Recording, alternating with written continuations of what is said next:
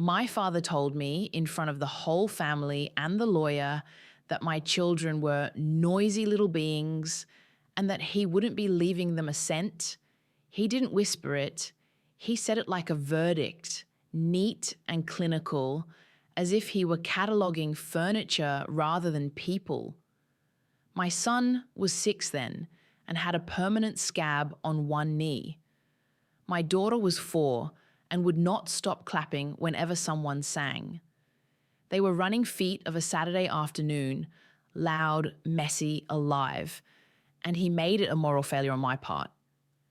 That was the moment I understood 2 things at once: how small I looked to him and how much power he still had over our lives. His words hit like a tax notice. They weren't just insults. They were a redistribution of resources in real time. He spelled out his intent to exclude us from whatever he considered his legacy. He didn't have to say disinherit to make it matter. My father was 78, with a clear bank account and a house whose value people who weren't in our family quietly envied. He lived in the old brick house on Willow Street, 3 stories, bay windows that caught the winter light, the house my mother had loved and died in 5 years earlier. He kept the mortgage paid, handled property taxes, and for most of my adult life, he'd been the silent safety net beneath my outsized mistakes.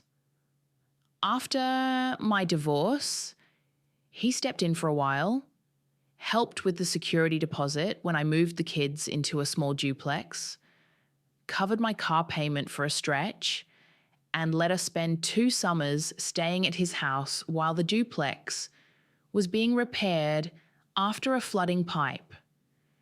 I need to be very clear about the dependence because it explains why I didn't simply leave when he began to punish us. I worked full-time as a para-educator at the elementary school. The job paid enough to buy groceries and keep the lights on, but not enough to cover a 3-bedroom apartment in our county, childcare for both kids while I worked, and the legal fees that followed a messy custody hearing 2 years earlier. My ex had walked away from any financial responsibility.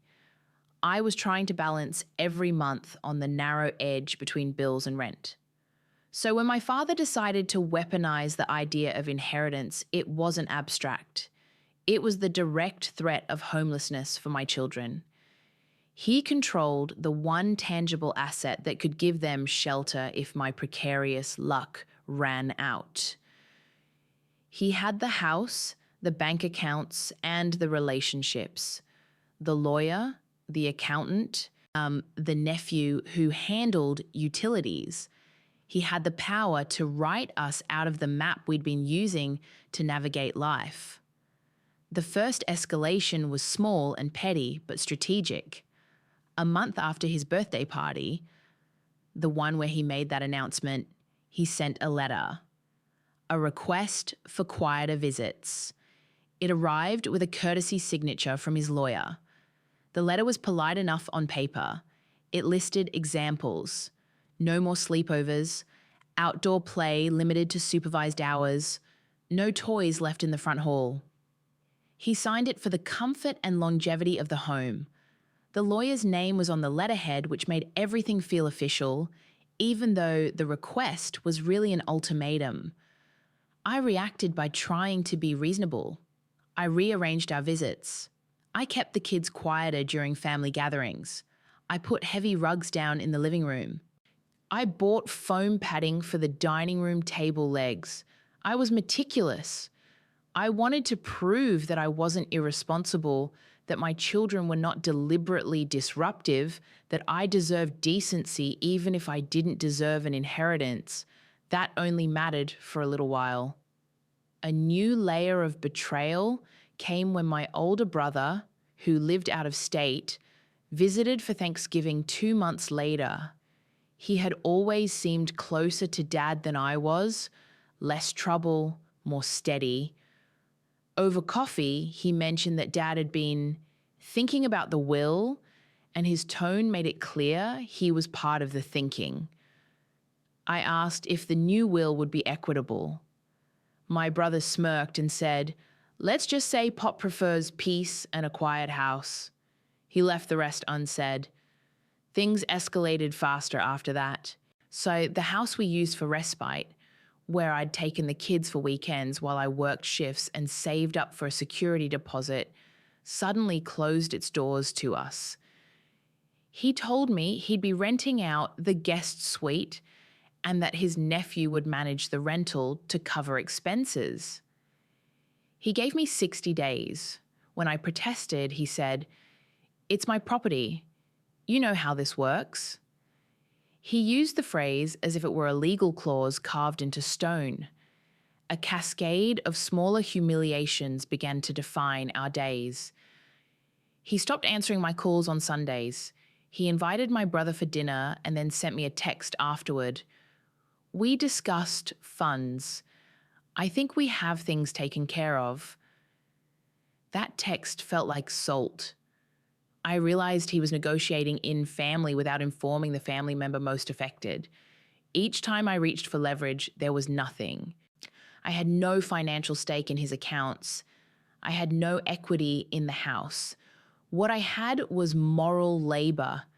The nights I spent coaxing my children to eat vegetables, the hours I tucked them in when the weather made our apartment smell damp, none of those were currency in his world. The second escalation involved paperwork and signatures. One afternoon, I found an envelope on my doormat. Inside was a notice. A new deed had been recorded. The house was moving from his name to a trust. He'd named as trustees my brother and his nephew, with explicit instructions that occupancy decisions were within their purview. If I had read it casually, I might have thought it bureaucratic. I read it through the lens of survival. I called his lawyer. The lawyer confirmed everything in a tone that made me imagine him checking boxes on a tablet. "It's a common arrangement," he said. "Many clients prefer a trust to avoid probate." It did not feel common to me. At parent-teacher conferences that fall, while the kids were in art class and paint dotted their sleeves, my father took pleasure in telling people in the soft, performative way of men who love being heard that I was a little too lax as a mother. He did it within earshot of parents who had children free of any real problems, and they nodded like it was a public service. He described my son's scraped knee as a lack of discipline. He called my daughter overly excitable. The humiliation was exact. It was not the accusation, but the framing. He framed my family as a lifestyle choice gone wrong, and he did it with the casual cruelty of someone rearranging chess pieces. My response became narrower. I quit volunteering for committees that required me to be in the same room as him. I avoided family dinners unless the kids had to be there. The kids noticed. My son started asking why Grandpa didn't like their laughing. He asked it twice. And the second time, he came up to me and pressed his forehead to my arm and said, "Mommy, why does Grandpa say we're a mess?" I had no easy answer. I told him, "Some people don't understand kids." It wasn't a lie, but it felt like a small, dangerous omission. I had to be strong in ways that weren't always true. The pressure turned financial in a way I hadn't anticipated. My father controlled a line of credit we had used once to repair the duplex roof. He had a cosign on that. He then called and said he would no longer be co-signing for future repairs. The landlord called and said they would be increasing the rent. A window of 3 months began to close on my options. I applied for every rental assistance program I could find. We lost the little backyard to which the kids had become attached because I couldn't afford the increased rent. The kids had to stop going to the same after-school program. We changed schools mid-year. Small things broke, a laptop, a winter coat. Those repairs felt like markers of containment. Each failure was a small erasure. The humiliation widened into public exclusion. At my father's 80th birthday, the party he claimed he wanted simply to spend with family, he arranged seating. He sat in the center with my brother to his right. My name was not on the guest list for the formal dinner. I was given a casual time slot, the late arrival that made me feel like someone dropping by a show after the curtain has fallen. He shook hands and told friends that some family members had to be kept separate for their own good. I remember standing there, my hands full of a paper plate and a paper cup, while people complimented his wisdom. When I left that night, my daughter was asleep in her car seat with a smear of cake on her cheek. Nobody had thought to hand her a napkin. As the months went by, the betrayals compounded and created a pressure that bent into me. My brother began to act with increasing assurance. He arranged for an appraisal on the house, made calls about renovations, discussed leasing options with people he knew in real estate. It felt like watching a plan unfold that had been intended all along. When I tried to argue, "You can't just change occupancy like that," he said. "It's not personal. It's maintenance." The word maintenance was now a euphemism for the removal of my family's safety net. I kept thinking about leverage and why I had none. I thought about the years I'd believed love and responsibility could be traded for discretion. I had been raised in a household where loyalty meant silence, and I clung to that habit even as the roof over my children's heads was being repurposed.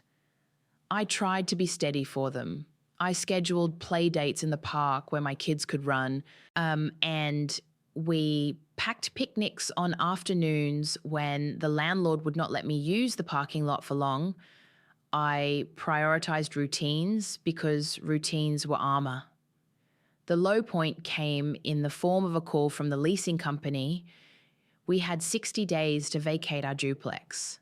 The landlord had found a new tenant willing to pay higher rent. A tenant my landlord said would make fewer maintenance issues. I remember the exact afternoon I packed the last of our clean laundry into a cardboard box. The sky had been a pale February blue, and the kids' small chairs were stacked in the bathroom to make room for cardboard. My son fingered the edge of a comic book and asked if we would have a home. That question is still sharp in my chest. I held him and told him yes, because I had to provide certainty. Later that night, when they were asleep, I sat on the floor of the emptied living room and cried until my face hurt. My leverage had been taken, the legal claim, the home, the possibility of a cushion. I felt stripped. The turning point was a mistake, not mine, and not dramatic in a cinematic way. It was a slip of paper, misfiled and forgotten. My brother, in his rush to accelerate renovations and manage the trust, made a trip to my father's lawyer and left a stack of documents on a table. Among them was a will my father had signed 20 years earlier, the year after my mother died. It lay under a coffee mug someone had set down and forgotten. My brother didn't realize it was there when he accidentally handed me a file that included a copy of that older will while we were sorting through papers in the dining room. He was impatient and careless that day and wanted to get signatures for the trust. He did not do what he had done before, that is, present everything as a finished, immovable fact. He left a trail. I noticed the will because a phrase made my throat tighten. I leave my estate to my lineal descendants equally.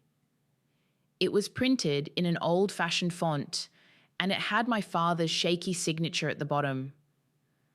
For reasons I couldn't immediately explain, I understood its implication. Lineal descendants meant grandchildren. It meant my son and daughter were not only people who happened to sleep on my couch sometimes. They were legal entities in a document signed by my father when he was grieving and perhaps clearer in some ways than he was now. I didn't run. I didn't slam doors or throw accusations. I sat at the kitchen table and read the will 3 times. On a legal level, wills can be superseded by later instruments, but those later instruments, to be enforceable, needed the right formalities, proper signatures, witnesses, and notary seals.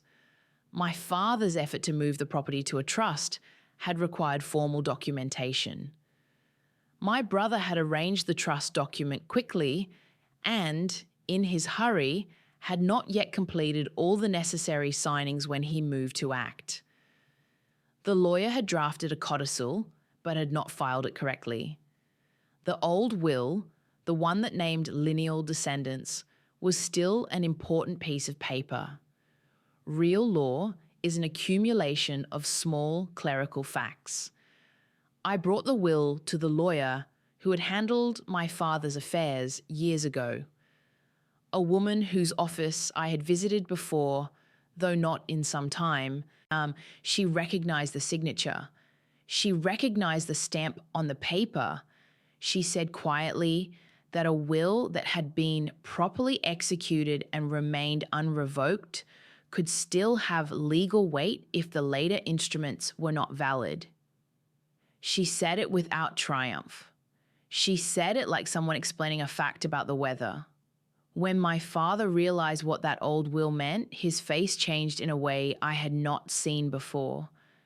It was not theatrical. It was a tightening. The slow realization of a man who had spent years arranging other people's comfort and had just discovered a clause that applied to the very people he had been denigrating.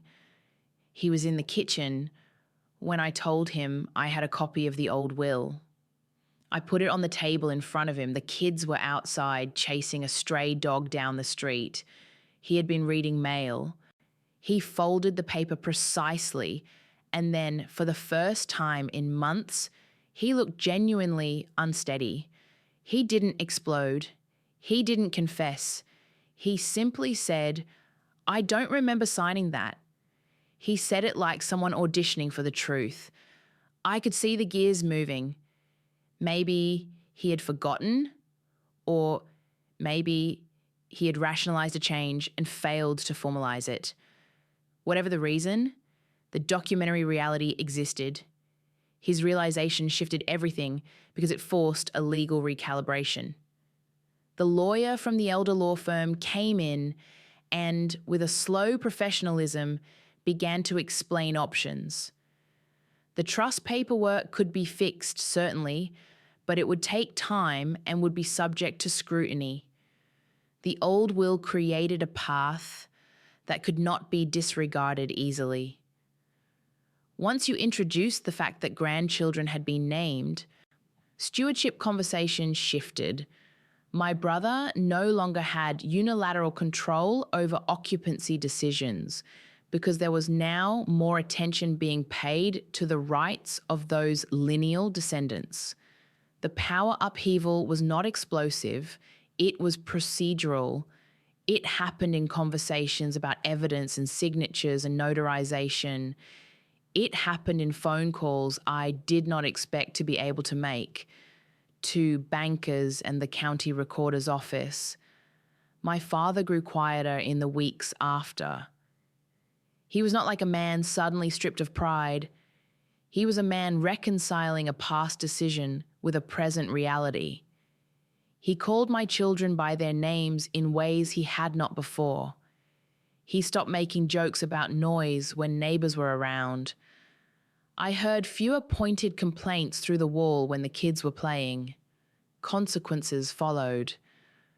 My brother, who had been moving aggressively to manage the trust and market the property, became more cautious. He stopped making renovation plans without checking the counsel of the lawyer who had drafted the will. He began to consult me with a tone that was less dismissive and more transactional. He phoned once and asked in a carefully measured voice if we could meet to discuss occupancy arrangements. I said yes. I was careful with language and angry in a small interior way that I didn't voice. The legal fact of the old will had given me opening lines to negotiate.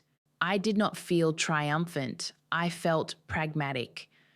I negotiated a formal occupancy agreement that allowed us to stay in the house in a smaller, designated portion while certain legal steps were completed.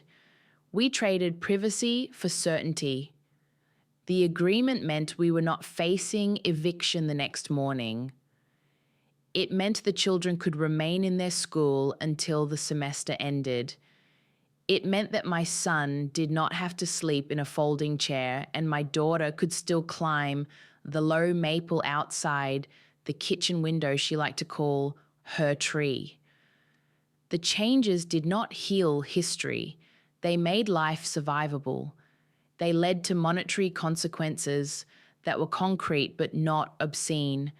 Part of the property would eventually be sold, and the sale would provide funds that were to be divided among beneficiaries, including my children. In practical terms, the money allowed me to secure a small 3-bedroom house in a neighborhood with a good elementary school. I used part of the funds for a down payment. I used another part to pay off debts that had been bleeding the household for years. The rest I put in a custodial account for my children's future. There were moral consequences too. My brother and I spoke less. Our calls were about dates and documents. My father, relieved of the burden I think he felt about being a judge with monopoly over suffering, softened in small ways. He asked about my work and actually stayed for a school play when I asked him to. He sat in the back with the fluorescent lights glaring and clapped when my daughter came on stage. He came afterward to say something small and awkward about how she'd been bright.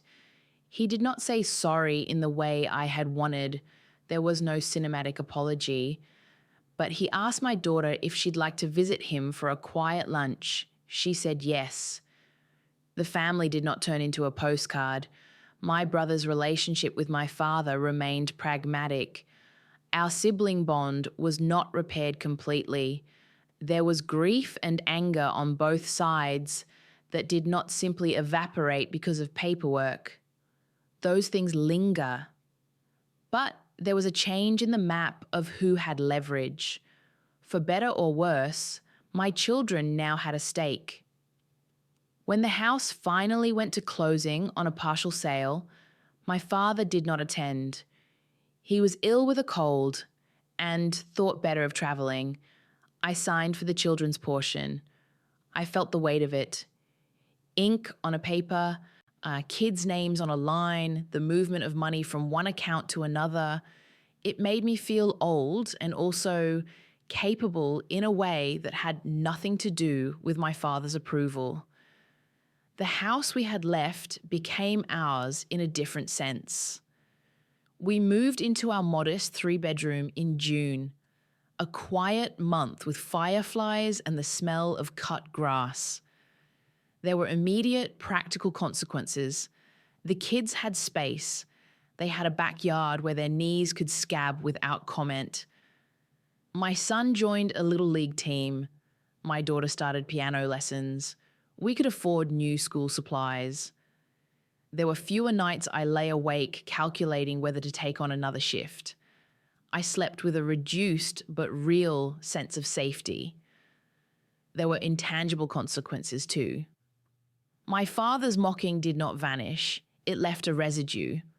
My son occasionally asked why Grandpa had said those things, and I explained it in the simplest way I could without lying.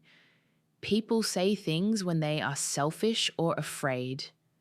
I did not say it like a lecture.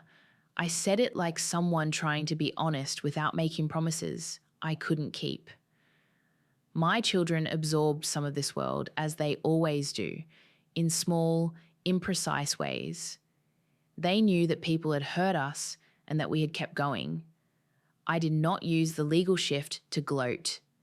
I did not teach a lesson or publicly parade their failures. I arranged quiet visits. I insisted on terms that respected my father's dignity, since dignity is not a currency only the kind deserve. He was old and human and sometimes cruel, and that complexity stayed in my bones. I asked for no apology as a condition for relief. Instead, I asked for accountability in the small things, visits at agreed times, no disparaging remarks in front of the children. We created a fragile architecture of peace that was not built on forgetting, but on the mutual recognition that the well-being of the kids mattered more than my father's need to be right.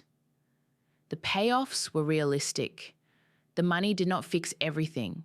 It closed some doors and opened others. It did not magically make my brother into a better person or my father into a saint. It did give my children a house that was theirs, in a way that matters, a place they could call home and fall asleep in without the painful anticipatory dread we had lived with for a year. It meant we could plan for school vacations without fearing the landlord's notice. It gave me the room to start thinking not only about survival, but about a future. I looked into community college courses and began to consider night classes for credentials that might improve my job stability. There was one quiet human consequence I did not anticipate. My father, once he understood that his social and financial architecture would not exclude my children forever, became less interested in the small cruelties. He started leaving jars of his famously preserved pickles on the porch with a note, "For the kids." Sometimes he called and asked a practical question about the washing machine. He would ask, "How's your mother's old clock?" The questions were not explanations. They were a series of small attempts at repair. He never said the words I wanted, never the full apology. But the gestures mattered in their mundanity. I remember a day in late summer when I was sitting on the small back stoop and my son lobbed a baseball and missed entirely. He laughed and ran back, breathless and triumphant anyway. My daughter climbed up and declared she'd build a fort with the old laundry baskets. I tasted the air, and it was the common air of a house that held people who could be awake in the middle of the night without fearing a sudden call to leave. I thought about my father fussing in his own kitchen and about the will on a shelf in a drawer. I did not feel moral superiority. I felt a careful, weary relief. There are things I lost. I lost an easy relationship with my brother. I lost some illusions about blood as a guarantee of kindness. I lost the sense that family would always protect me. But I gained stability and, in a modest way, autonomy. I gained the ability to choose where to live for my children instead of standing in the path of someone else's choice. We visit my father less often than we once did. We visit him in manners that keep the children's safety and emotional equilibrium central. When we do visit, he sits in his worn armchair and listens when my daughter reads from her latest picture book. He flinches sometimes when they make noise, and I see the old reflex, the reflex that made him find noisy children intolerable. But mostly, he is quieter now. When the kids are loud, he covers his ears in an old joke, and my son makes a throat-clearing sound and pretends to be a librarian. We laugh because laughter is the most honest thing sometimes. I am not trying to tell you I am whole or that everything worked out like a tidy story. I am telling you the arc of what happened because the details matter. The worst betrayal was not a single sentence at a party, though that sentence hurt the most, but the accumulation of small bureaucratic decisions that were meant to reroute our lives. The turning point was not some grand moral revelation, but a misfiled paper and the steady work of sorting through legal reality. The payoff was not revenge. It was a set of consequences that allowed my children to have a roof and a place to grow. My final thought is small and practical. People who hold power with paperwork sometimes forget that the people it affects have names. My father's face when he realized my kids were named on that old will was not an eruption. It was a moment when the administrative and the human collided. He saw, finally, that the people he had dismissed as a nuisance were not a footnote in his life. They were part of the line he had written. If anything, that small recognition made our next steps possible. Not perfect, not reconciled, possible. If you like this story, please leave a like. If you want to hear more stories like this, subscribe. Have you ever had a family document change your life?